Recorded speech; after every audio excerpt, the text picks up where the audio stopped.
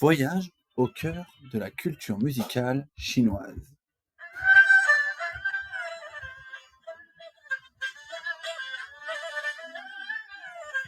Aujourd'hui, je vous propose un voyage sonore. Un voyage à plus de 3000 ans en arrière. La musique chinoise est l'une des plus anciennes traditions musicales du monde. Bien avant nos partitions occidentales, la Chine utilisait déjà la musique pour honorer les ancêtres, célébrer les saisons, accompagner les cérémonies impériales et apaiser l'âme. En Chine, la musique n'était pas un simple divertissement. Elle était considérée comme un pilier de l'harmonie sociale. Le grand philosophe Confucius disait : une nation bien gouvernée est une nation où la musique est harmonieuse. Pour lui, la musique reflétait l'équilibre moral d'un pays. Première partie, une musique née avec les dynasties. Sous la dynastie Zhou, environ 1000 ans avant Jésus-Christ, la musique était déjà organisée. Il existait des orchestres officiels à la cour impériale. Les instruments étaient classés selon leur matière, le métal, la pierre, le bois, le bambou, la soie ou la terre cuite. La musique accompagnait les sacrifices aux ancêtres, la cérémonie agricole, les rituels politiques. Elle servait à maintenir l'ordre et l'équilibre. Deuxième partie, une sonorité particulière, la gamme pentatonique. Contrairement à notre musique occidentale, qui comporte 7 notes principales, la musique chinoise traditionnelle utilise souvent une gamme pentatonique, c'est-à-dire 5 notes. C'est un système qui permet d'avoir une sonorité plus douce, plus fluide, plus méditative et presque mystérieuse. C'est cette particularité qui donne ce côté zen que nous associons souvent à la Chine. Et oui, quand on parle de Chine ou de pays asiatiques, on a souvent ce côté repos, calme et zen attitude. Si vous écoutez un morceau traditionnel chinois, vous remarquez qu'il n'y a pas la même tension harmonique que dans la musique classique européenne. La musique chinoise, elle, cherche plus souvent l'équilibre que le contraste. Troisième partie, les instruments. Je vais d'abord vous parler de l'érhu. C'est un instrument à 2 cordes qui se joue avec un archet et qui a un son très expressif.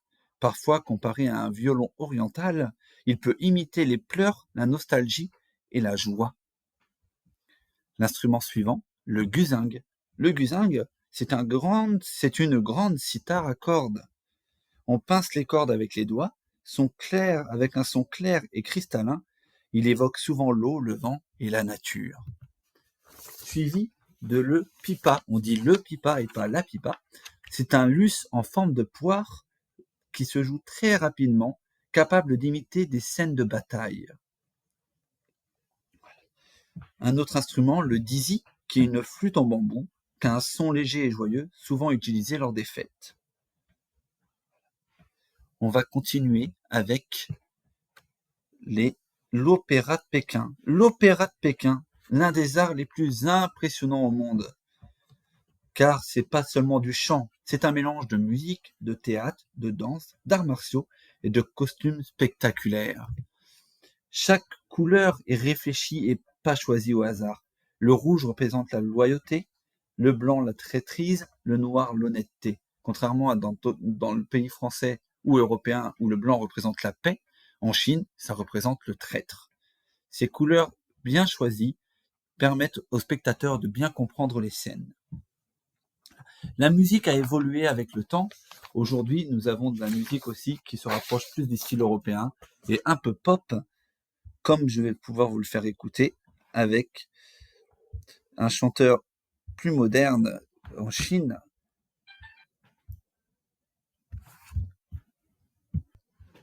avec Jay Chou. Jay Chou, qui se rapproche plus de la culture pop européenne, mais on reconnaît comme les sonorités chinoises.